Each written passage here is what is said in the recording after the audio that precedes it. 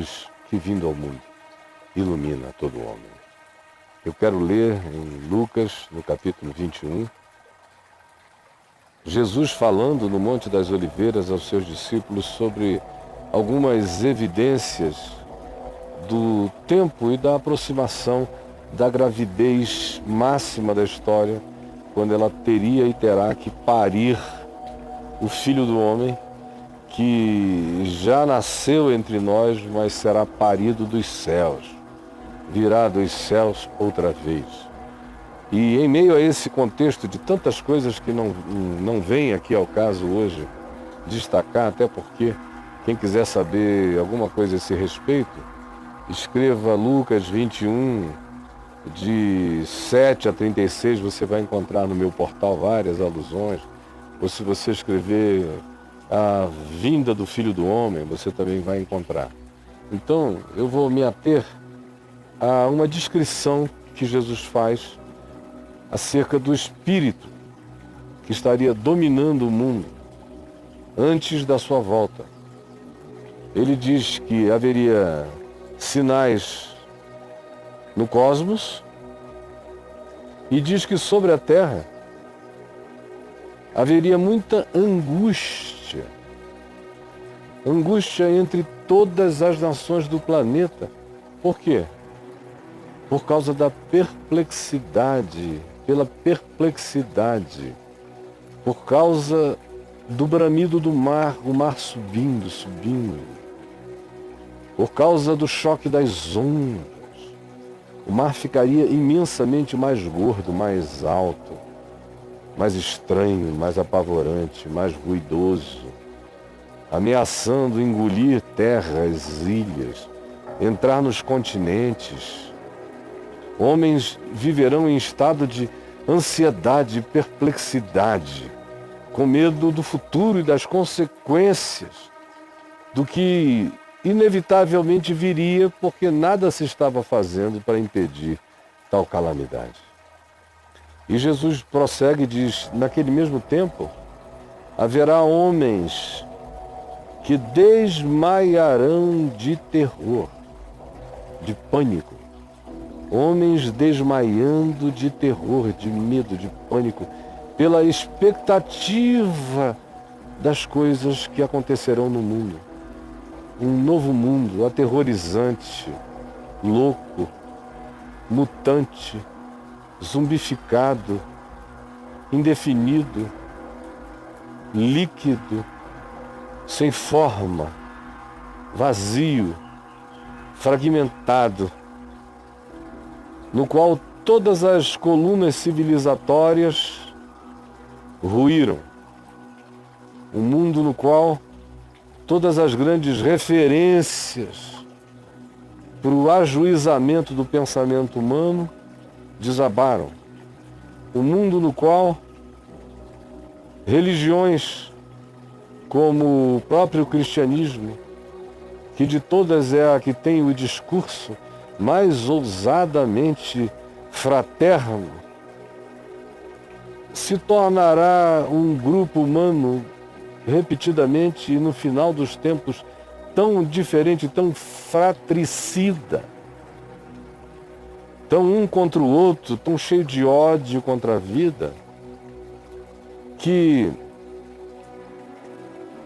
quem quer que um dia tenha tido esperança em Jesus e acreditado na possibilidade de que em torno de Jesus surgisse um povo bom para a vida, perderá completamente essa esperança.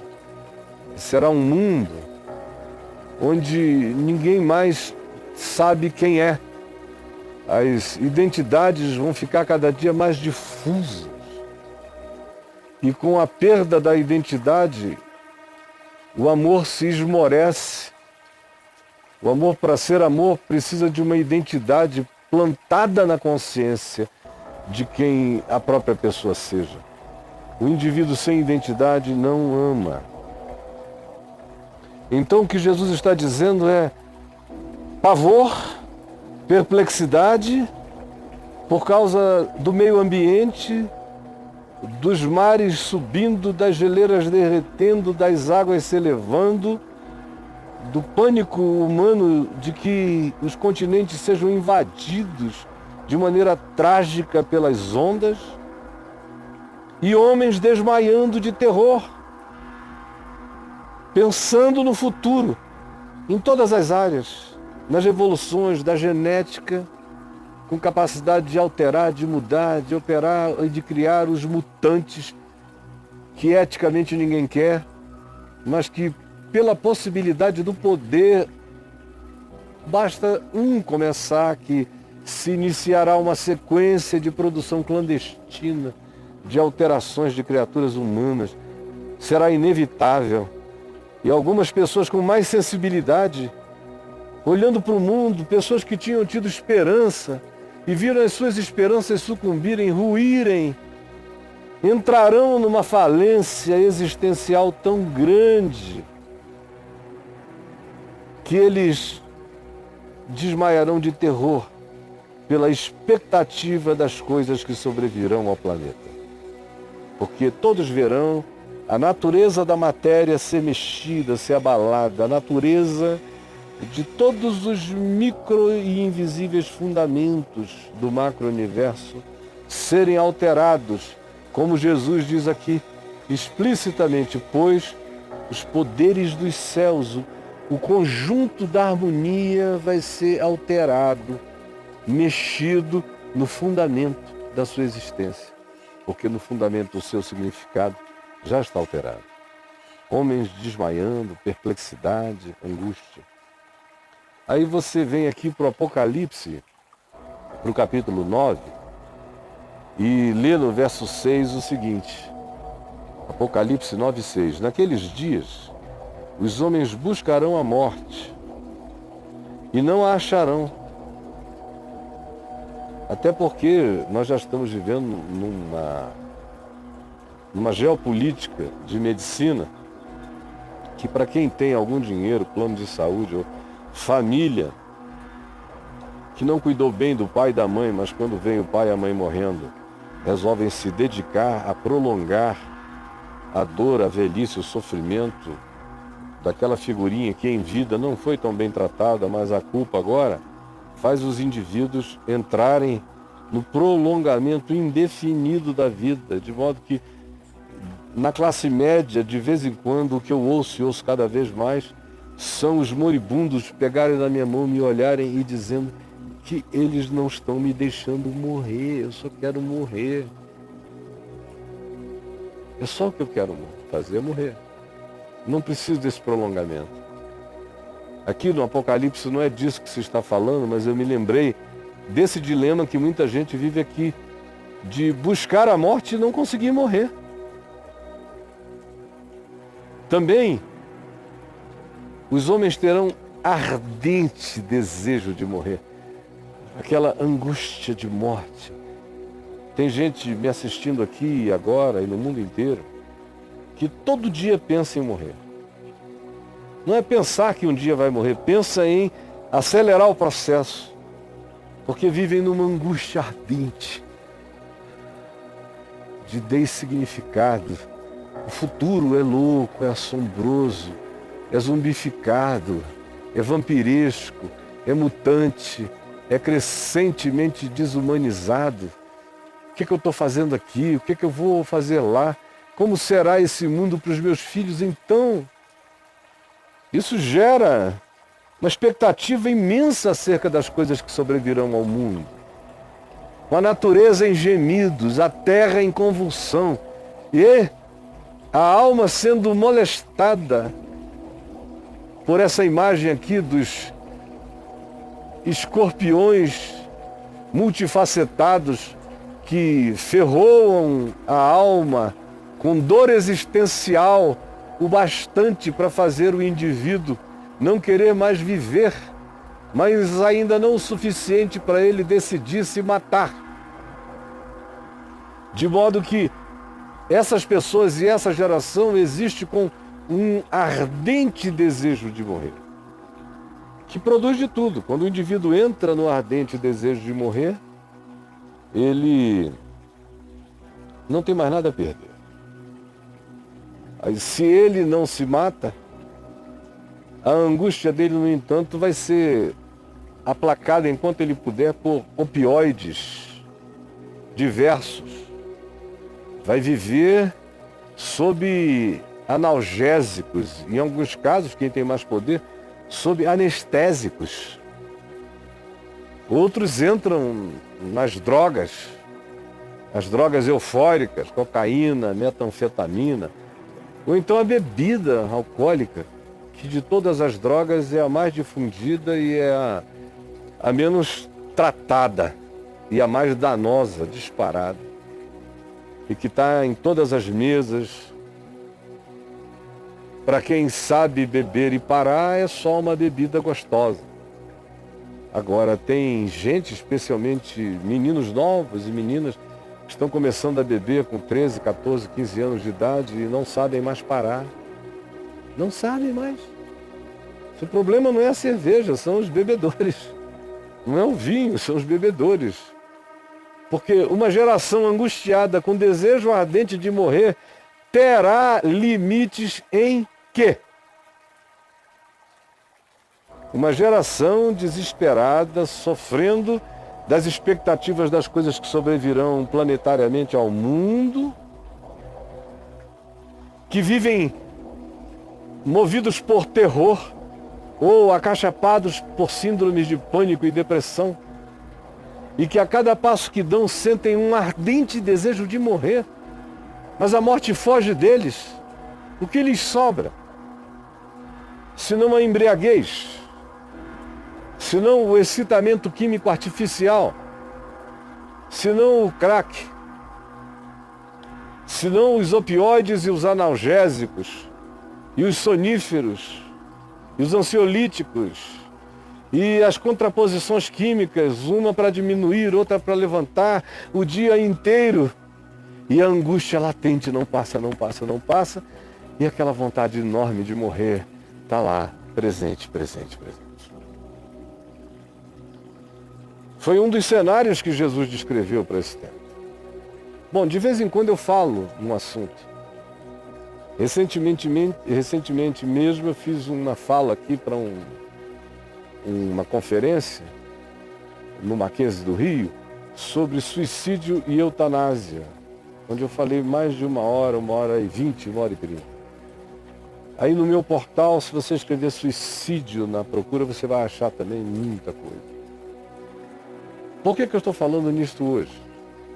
Eu estou falando nisso pensando nos pastores hoje, nos padres, nas mulheres dos pastores, nos filhos dos pastores e nas igrejas desses pastores.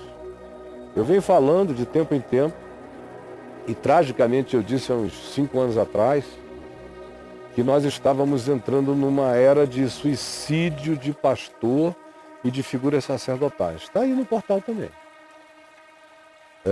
E eu disse por que eu cria que a gente estava entrando nessa fase.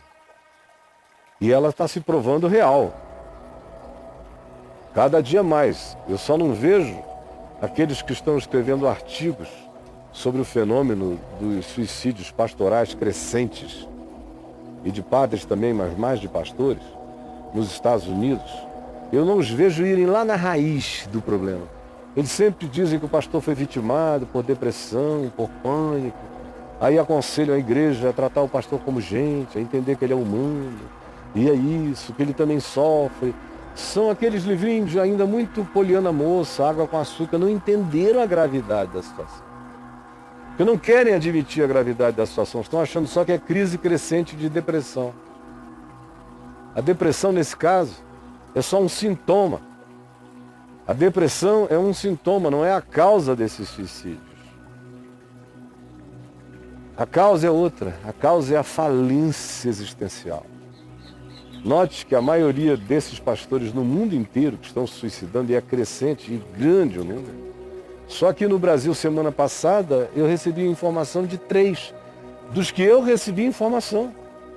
Porque tem uma quantidade enorme de famílias que, uma vez que o pastor se suicide, eles fazem o possível para que aquilo não seja tratado como suicídio, nem divulgado como suicídio, porque eles temem pelo juízo que se fará acerca do pastor.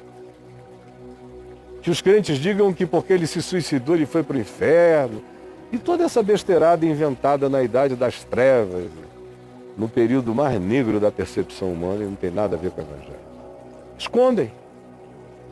Os filhos escondem porque têm vergonha. Algumas igrejas inventam uma outra história porque também têm vergonha. De modo que o que se está vendo de suicídio pastoral é só aquilo que vem à tona porque os familiares não tiveram desejo de encobrir, tratar um assunto com clareza. Mas é imensamente forte, significativo e crescente e sintomático o que está acontecendo, e a depressão não é a causa do suicídio. É o sintoma, amigos que estão escrevendo artigos, livros, vocês não chegaram lá ainda. É a morte do cristianismo. Eles eram pessoas do cristianismo. Por isso vocês vejam que os que mais se suicidam disparados são os das igrejas históricas. São presbiterianos, batistas, luteranos, episcopais. São os que mais estão se suicidando, são os que mais pensam, estudaram, leram a história da igreja, frequentaram congressos de esperança evangelizadora, sonharam na década de 80, na década de 90, creram que aquele crescimento evangélico iria ser encaminhado numa boa direção, de repente viram aquilo tudo se transformar num caos anticristão, olharam para o planeta e foram vendo a catástrofe. As igrejas, os grupos fechando, as igrejas falindo, os pastores se deprimindo, os congressos acabando, a esperança de evangelização mundial sumindo, as missões de fé desaparecendo, os projetos antes fabulosamente evangelizadores, de cujos encontros e congressos mundiais eu participei de tantos, todos morreram, faliram. As melhores mentes, as melhores almas, os melhores espíritos, os melhores líderes cristãos sumindo, desaparecendo, morrendo sem haver peça de reposição. E aí aquele pastor presbiteriano, ou batista, ou luterano, ou episcopal, ou congregacional, que botou a esperança dele de que o mundo melhoraria, o país melhoraria, a consciência cristã melhoraria, e colocou tudo aquilo que ele chamava de minha perspectiva de vida na igreja. E aí viu a igreja se esfacelar, se tornar um ente asqueroso, mentiroso, que engole seu próprio vômito insaciavelmente, um ente mentiroso, ambicioso, ganancioso, perverso, sem afeto natural, um ente coletivo cada dia mais estranho, mais irreconhecível, mais implacável. E aquele que tinha posto a sua fé no fenômeno igreja e viu as melhores igrejas, as mais bonitas, as mais ilibadas nos Estados Unidos, em todo lugar, falirem. Seus pastores adulteraram, suas mulheres enganaram, seus filhos se decepcionaram. Outros tiveram a surpresa de terem filhos gays com os quais eles não sabiam lidar. Assim como tem filho de pastor que é gay e se suicida, tem pastor que é pai de filho gay, não sabe como se tratar e se suicida. As razões são as mais diversas. Os pastores estão se matando pela sua incapacidade de olhar para o mundo com esperança. Sobretudo é essa angústia existencial latente, essa morte da fé, essa falência da expectativa de ver os céus abertos e o Filho do Homem vindo em grande glória. Ao contrário, a visão celestial morreu, a teologia se nivelou no horizonte imediato, Deus tomou forma na igreja e o reino de Deus passou a significar progresso, crescimento ou prosperidade visível das igrejas. Aí de repente eles veem que só os que roubam, enganam, mentem, oferecem rosa ungida, água fluidificada, campanhas dos milagres e todas as formas de mentira anti-evangelho e anti-Deus são os que crescem. Enquanto eles, tentando fazer o esforço de ensinar o que creem que seja verdadeiro, não vão a lugar nenhum. E vem a família ficando com 50 tons de cinza de angústia. Os filhos sem nenhum interesse. E a vida do indivíduo falida. Foi um engano a existência dele. Ele dedicou todas as esperanças dele ao que não deu certo e não dá certo. Aí ele olha em volta e não vê nenhuma chance de que o mundo mude na direção daquilo que um dia ele tinha sonhado. Aí sim vem a depressão, só depois. Vem a depressão, ela se aprofunda.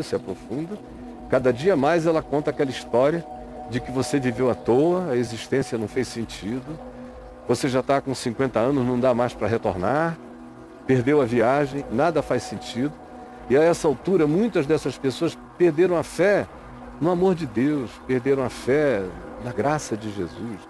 Não porque elas tenham se tornado incrédulas, descrentes ou hostis, só porque elas se tornaram vazias, ocas, desesperançadas, desérticas de qualquer que seja a gota do orvalho da esperança divina nos seus corações.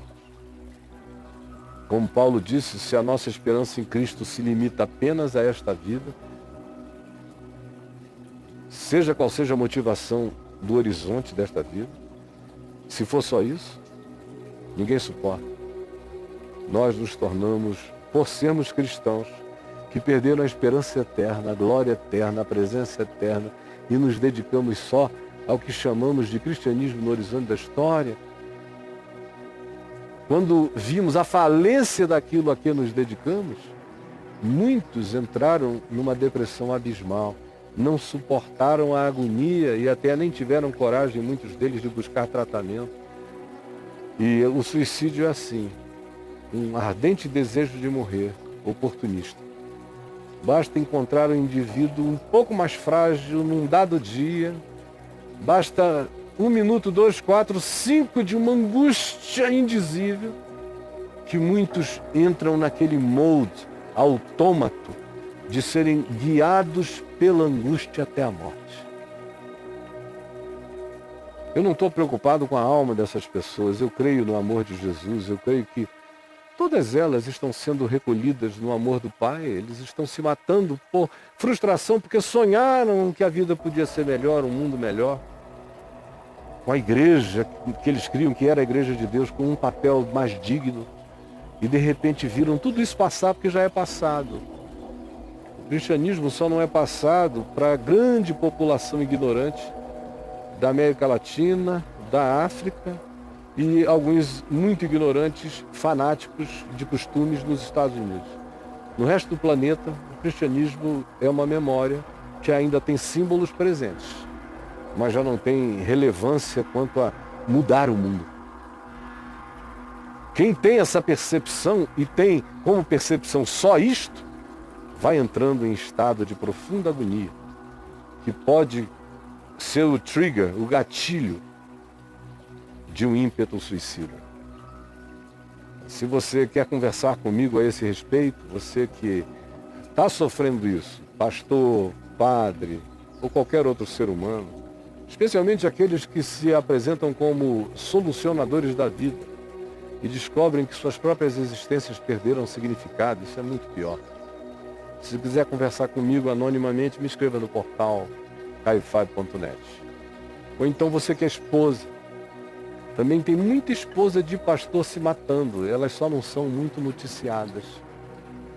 Mas de vez em quando eu ouço a notícia, assim, a boca pequena, a mulher do fulano se suicidou. Num certo sentido, talvez seja até mais, sejam um número maior as mulheres de pastor que se suicidam, de dessignificado e de vazio. E também uma outra população de risco são os filhos.